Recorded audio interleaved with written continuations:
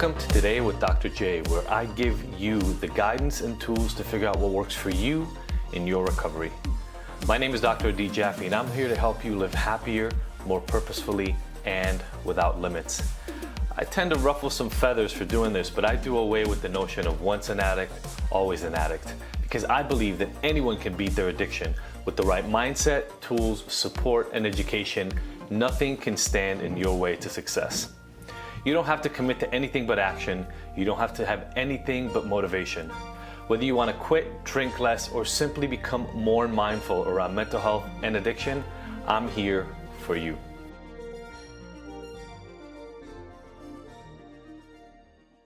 The topic I want to talk about today actually came out of my morning ritual, which I've mentioned many, many times here before. But my morning ritual is very involved and includes my 5-minute journal and some meditation and self-work and exercise and all these other things.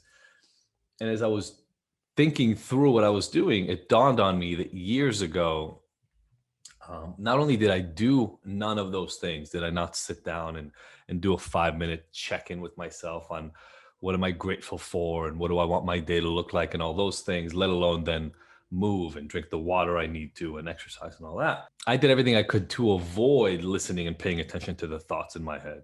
If anything, the idea that I'm going to stop and listen to what my mind was telling me was scary, anxiety provoking, and was the farthest thing from my mind. It's actually not what I wanted. And there are a lot of reasons for that. One of the reasons is I didn't like myself all that much. Where I was in life, what I was doing, the difference between where I was and where I thought I should be, and all those other pieces of the puzzle, the people I was around were not necessarily making me feel great about myself, which meant I didn't want to spend a lot of time with myself. And then in terms of really understanding the thoughts in my head, they all caused me anxiety. They all made me feel terrible about what was going on. And so why in any way would I want to stop and then just listen and pay attention to them, right? They were scary. I wanted to get as far away from them as possible. And that's when distracting made sense. What did that look like? Surrounding myself with people constantly and never spending time alone. That's where numbing out, sleeping in, doing drugs, drinking, distracting myself, all those things. That's when they made so much sense.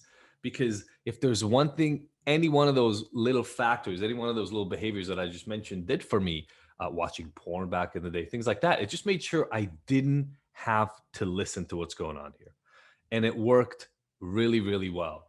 And as I was thinking about that this morning, I was realizing, obviously one of the things we talk about in the program is creating a daily ritual. But I realized if you don't like yourself, or if you're really, really still scared of the thoughts that are going on in your head, creating a morning ritual in which you start paying attention to what's going on there can be really scary and overwhelming.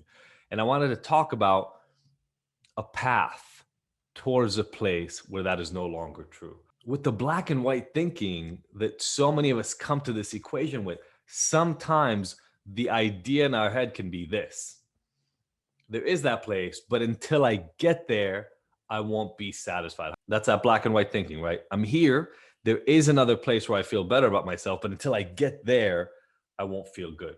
If we are trying to get to a location where we don't feel that way about ourselves anymore, if we're trying to get to a moment in time, a period in our lives where we start celebrating ourselves, we want to listen to the noise in our head, to the voices, to the dialogue that's happening constantly inside, and we don't want to run away, we don't want to distract, there are a few things we need to put in place. If we put those in place, I think you actually can get very immediate movement towards not needing to run away from what's going on here. In order to avoid the black and white thinking around this, right? Like that's what I realized this morning is, look, it's far from perfect, but I generally like my life. I like most of the things that are in it now.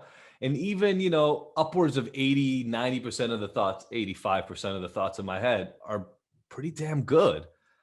So somebody like you can look at me now and say, well, that's great that you like doing this stuff now, but you like 80, 90% of the thoughts in your head. I like 3%. I don't want to listen to them. That sounds like a nightmare. I get it. How do we move along the path? Because I don't want you to wait until you like 80, 85%, 90% of the thoughts in your head before you're willing to turn inwards. The first piece we're going to need here is a path. We're going to need to understand the path we're heading on. You've heard that that phrase, life's a journey, not a destination. That's a little bit of what I'm talking about here. In order for you to start feeling better about yourself and how you're doing and who you are, we need to understand the path you're going to go on. Next, we're going to have to understand very clear guidelines and milestones and markers along that path.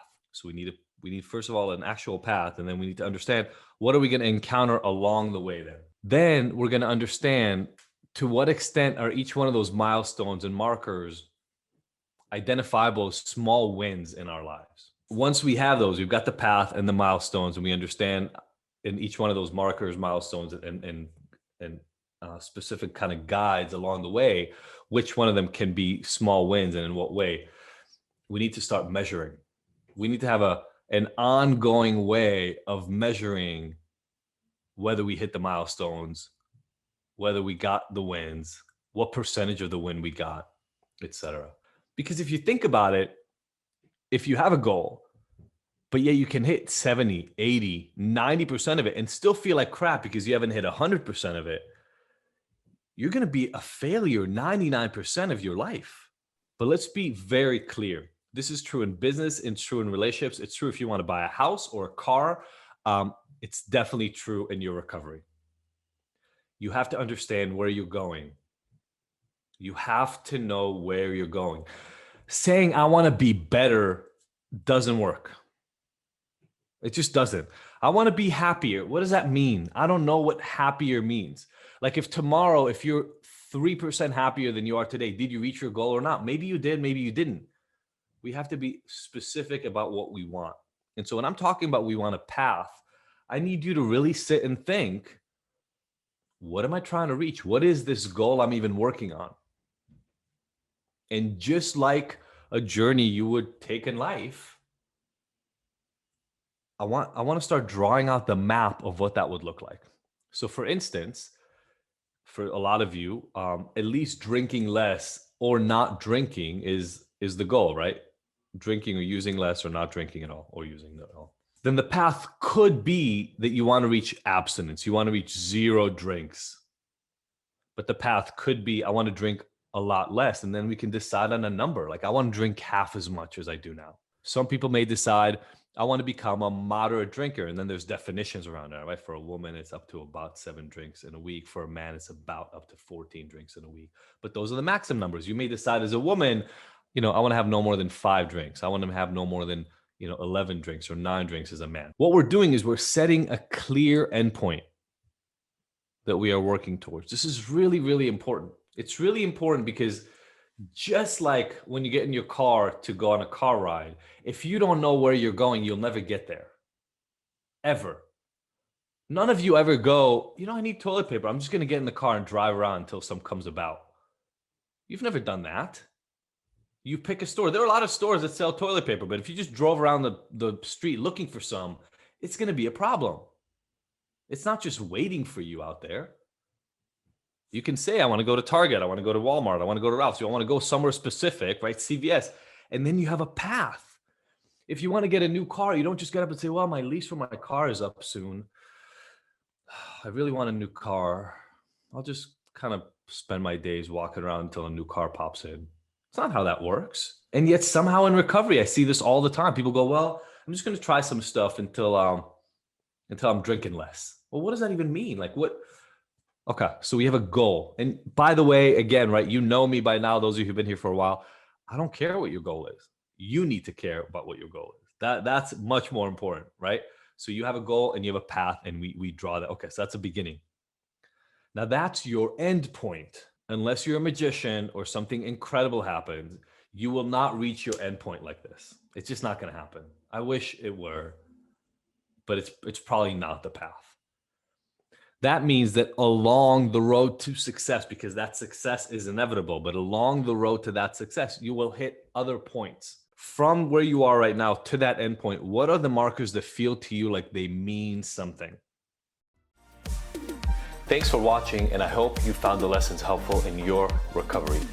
Click below to like, comment, and subscribe. Plus, if you want to find out more about the work that we do at Ignited, visit IGNTD.com for more.